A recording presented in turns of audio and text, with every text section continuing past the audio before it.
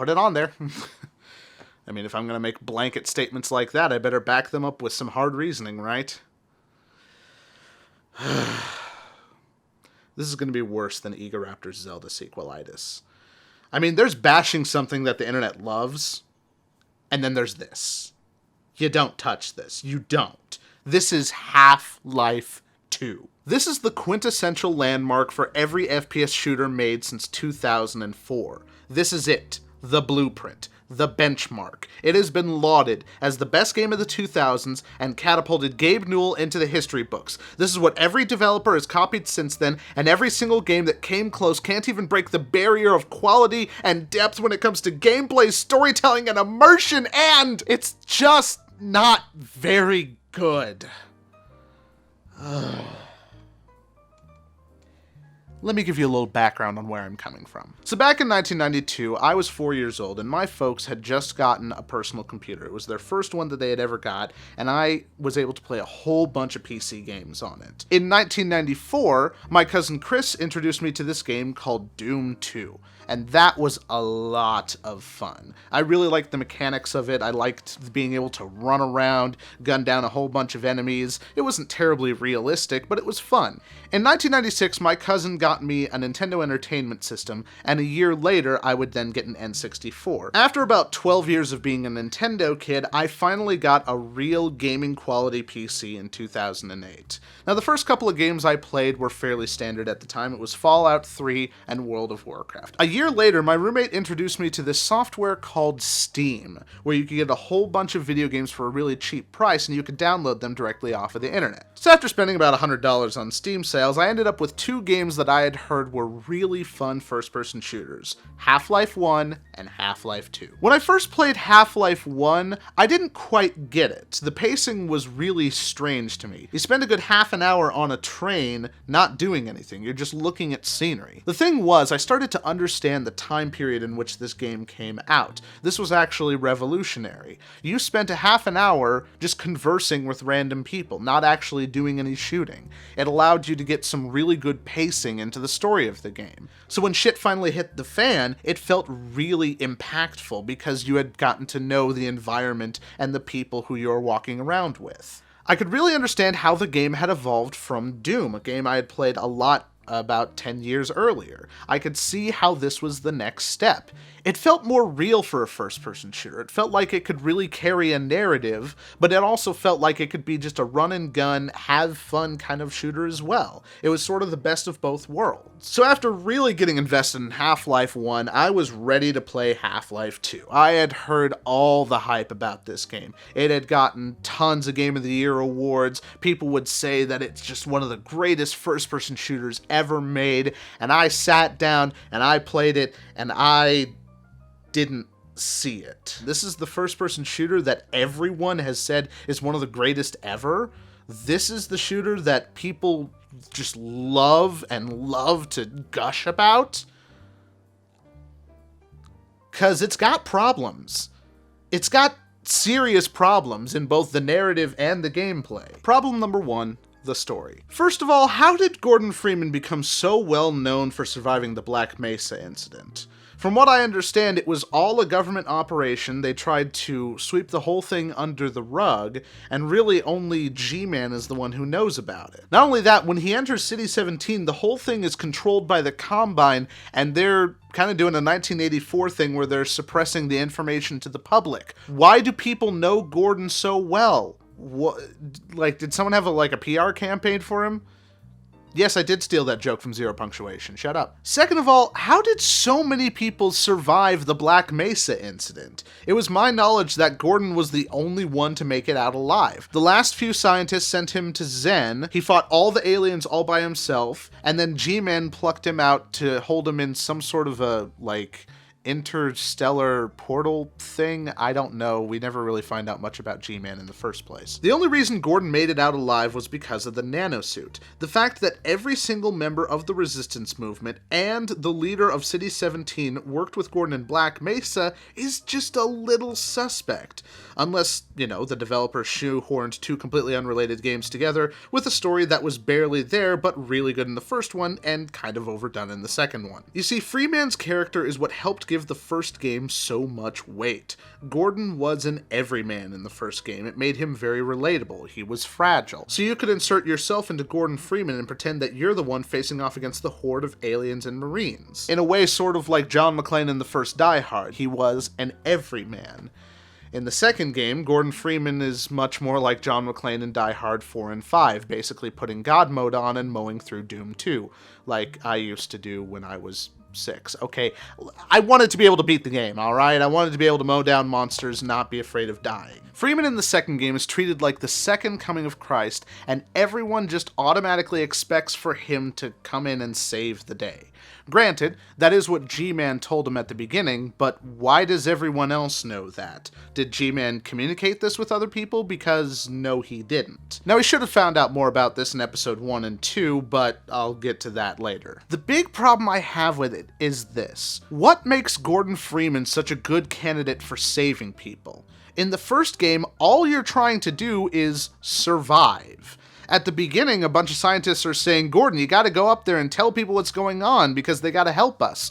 But even by the end of the game, all they want you to do is escape and tell people what happened. Even they realize we're kind of done for at this point. That doesn't make Gordon Freeman a good candidate to come in and save people from some random alien race.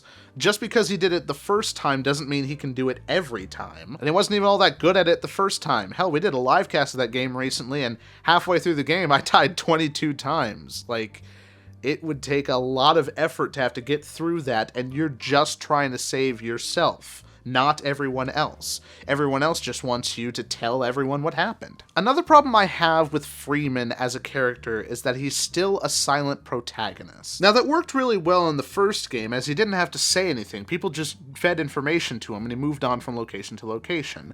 But the fact that the second game has lengthy cutscenes, where you can run around, which is kind of nice, but that's beside the point, it makes Gordon feel so freaking weird and alien. Why doesn't he talk? Why can't he converse with these people?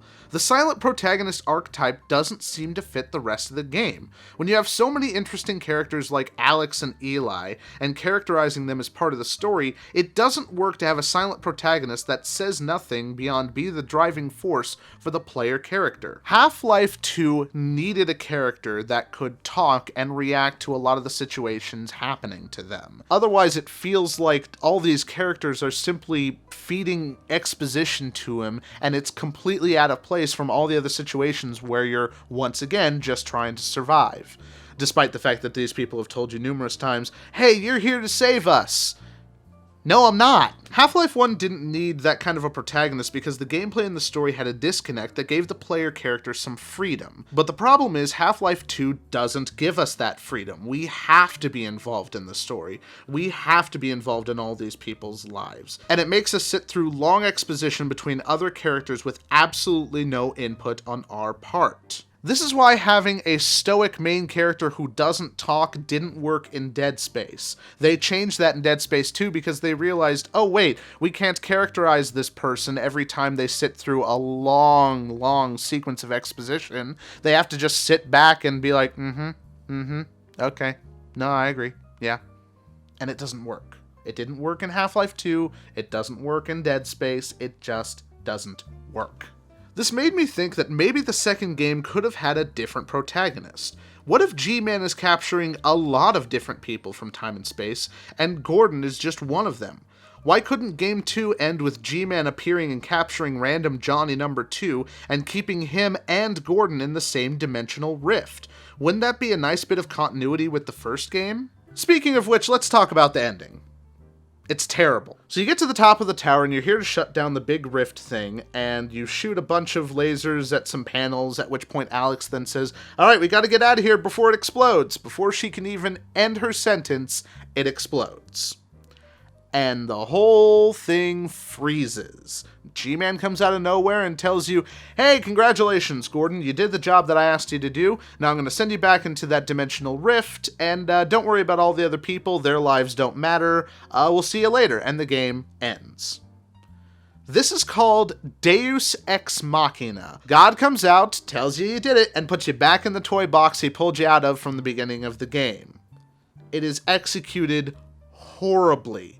because it gives no impact to any of the other characters that we've set up this entire time, and it gives no impact to the main character either. If at any point anything goes wrong, G-Man could just pull you out and be like, okay, try again, poof.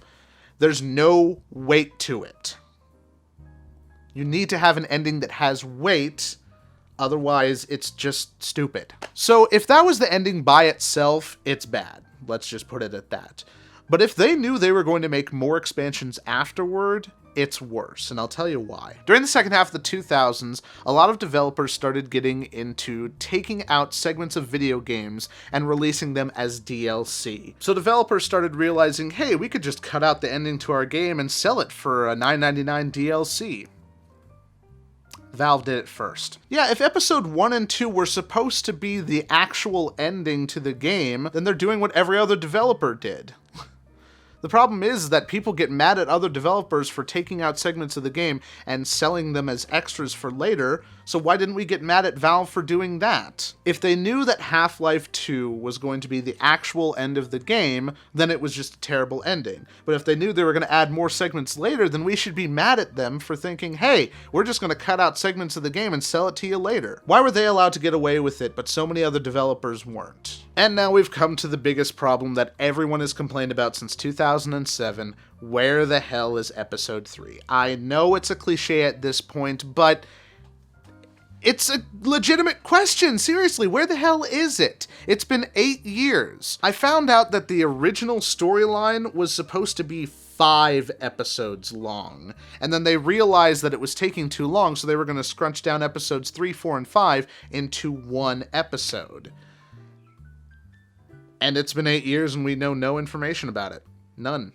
We don't know what's going to happen next. We don't know what the hell happened to it. Could it be that Valve didn't want to develop video games anymore? Oh, look, it's a video we made 1.5 years ago, calling it. Valve had 2 really interesting follow-up expansions to the first Half-Life game that showed a completely different perspective of the Black Mesa incident. One was from the perspective of a security guard, the other was from the perspective of a military guy. Now, despite the fact that Valve has called these non-canonical since then, I still think they're worth a play. I think it's fascinating to be able to see the whole Black Mesa incident from a completely different perspective, and honestly, I kind of wish they would have done that with the follow-up games to Half-Life 2. Those would have allowed us to flesh out the ending to the story and maybe find out about the fates of Alex and Gordon without having a, retcon of Alex and Gordon being saved by the alien race that they've been murdering throughout the entire game. Why did they save them again? Actually, I take that back. They didn't kill the aliens in Half-Life 2. They helped the aliens in Half-Life 2.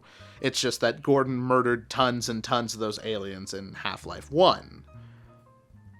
And apparently they're just okay with this because those guys were assholes or something. Problem number 2. The gameplay. Okay, so the guns work well. The crowbar never feels like it's actually hitting anything, but that's kind of a really minor nitpick. The action sequences are fun, despite the fact that frequent deaths are still a thing. So if all that's good, what are my problems with it? Well, my problems are with the pacing and the way that it is structured. While Half-Life 1 was an innovation in how first-person shooters were made, I feel like Half-Life 2 is trying to be an innovation in the way first-person shooters were made. And because of that, it falls short and feels really dated at this point. Now, the game begins with a fun walk through in a 1984-esque town under constant surveillance. Then we're chased through some impressive set pieces before we're introduced to the resistance movement in a cutscene where we say nothing but are given a shit ton of exposition. Now, one thing I noticed leading up to that cutscene was that while I was walking around exploring the place, I really liked the design of the game. I thought it looked really good. Towards the end of the scene, I then start getting chased by a whole bunch of guards, but I have no means to protect myself, so I think, okay, I just gotta run. And it was a fun sequence, but I remember thinking, the scenery around here looks really nice. I'd love to take a moment and, look at it and appreciate it, but I can't because I'm being chased by a bunch of bad guys right now. It almost felt like Valve was trying to hide its own engine from me. Valve, let me look at your engine. It looks good. The next few chapters feel like a proper follow-up. We go through a sewer level, fight some monsters, a vehicle section that would be more fun if we didn't have to stop every minute to either explore a new location or unlock the next section with another silly physics puzzle. At the end of it, we go through another huge amount of exposition before we're introduced to the first real jarring change in tone, Ravenholm. Ravenholm is amazing. This is one of the best chapters in the game, and it is so freaking cool. and it's over way too quickly. The problem was the game up until this point wasn't a survival horror game, but now we're in this like little survival horror town. I mean, I like genres of that type, and it was a really cool town to go through, but if you're gonna make us go through a completely different genre, at least make it be a continuing part of the game. I want more stuff like this, not a 20-minute segment followed by another stupid vehicle section that is completely arbitrary because we have to stop every minute to unlock the next area. Why are you doing this? The problem is the Source engine is not like the Cry engine. It can't handle really, really big set pieces, which is why these vehicle sections feel so out of place, and I think it's also why we have to stop every minute or so to unlock a new section. If we were to just blast right through these areas, they'd be over in a minute, and we'd hit another loading screen and then another loading screen before continuing the next part of the game. The stealth sequence with the antlions also feels very out of place. It's almost like Valve wanted to throw every single genre they could at the wall and see what stuck. Never mind the fact that they have a fantastic formula here for a really fun FPS, but they also want to add 2 different RTS sections, a driving section, a horror section, a stealth section. Make up your mind, please! This and the second vehicle section makes me realize how quickly thrown together Half-Life 2 feels. It's not a well-planned game, it's a series of levels that are connected loosely, made to show off how good the Source engine is. This is why Portal had a better story, Left 4 Dead had better gameplay and structure, Half-Life 1 was a better game. Of course, Left 4 Dead is a series of set pieces loosely thrown together, but it was built that way. Half-Life 2 should be one complete story, not just the car level, the dam level, the stealth level, the haunted town level. This also may have to do with the fact that Half-Life 2 was nearly completed in 2003 when a hacker leaked the entire game onto the internet. Gabe Newell then scrapped the entire project and remade it as a completely different Half-Life 2. Supposedly, the original one was supposed to be a lot darker, and honestly, I kinda wish we would have had the original one. Also, as an aside, having to stop everything we're doing and do that annoying physics teeter-totter game is really annoying. The gravity gun is cool, but it feels so arbitrary. Why is there a gravity gun and physics in the game? Because it was cool looking at the time. Once again, it feels like this game is held together with just bits of, look what we can do with our engine, look how cool it is! Valve, are you feeling inadequate because your first game was made on an engine that wasn't actually yours? Half-Life 1 was made on an engine called Gold Source, which is heavily modified from John Romero and John Carmack's Quake engine. I know you guys wanted to make more games in the future, they didn't after 2007, see our previous video, but did you have to make Half-Life 2 basically the look what we can do with our engine game? Couldn't you have used that for any other game and then made a really good story based off of Half-Life 1? This is ultimately what makes Half-Life 2 feel old rather than just being old. Half-Life 1 is an old game, you can see that just by looking at it, but it never feels old. The gameplay flow and pacing is constant. We get exciting action, then you get to wander around looking for things. Even the on-the-rails part doesn't feel old. Because Half-Life 2 has to break up interesting gameplay to show off awesome things it can do with its engine, it makes it feel very outdated. Every game comes with a physics engine nowadays. Not every game can tell a really interesting story and also have really fun gameplay at the same time. Ultimately, I think this is what makes Half-Life 1 better than Half-Life 2. It was just structured better. Now, it may seem like I'm being overly harsh towards Half-Life 2. I am. But the fact of the matter is the game gets so much universal praise, I feel like someone has to step out and go, hey, it's got some problems. I'll take back what I put on the review Roulette. Half-Life 2 doesn't suck. It's just okay. It's very run-of-the-mill. And hopefully you guys understand where I'm coming from.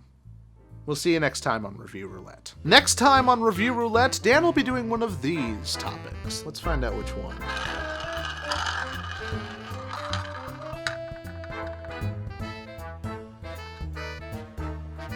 Which is why Naughty Dog sucks. Have fun.